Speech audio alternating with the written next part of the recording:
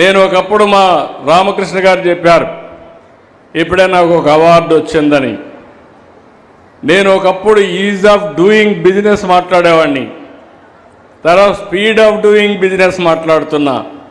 అందుకే ఈరోజు ఇంత పెట్టుబడులు వచ్చాయి కూడా నేను చెప్తాను.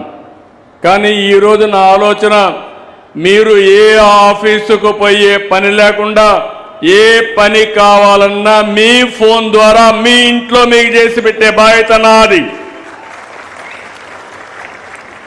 అదే సుపరిపాలన. అందుకే ఇప్పుడు నేను మొన్న కలెక్టర్స్ కాన్ఫరెన్స్లో ఒకటి చెప్పాను. ఆ మాట మీరింటే నేను చెప్పింది speed of doing delivering governance.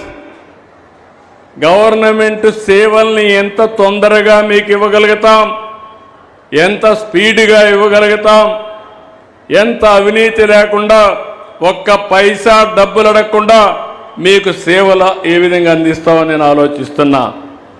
తొందరలోనే మీరు చూస్తారు. నాది ఎప్పుడు కూడా ఉడుం పట్టు, ఒకటి అనుకుంటే దాన్ని సాధించే వరకు వదిలిపెట్టను. తొందరలోనే దేశం ప్రపంచంలో ఎవరైనా సరే పరిపాలన ఏ విధంగా ఉండాలంటే దానికి చిరునామాగా ఆంధ్రప్రదేశ్ ఉంటుందని చెప్పి మరొక్కసారి విజ్ఞప్తి చేస్తున్నా.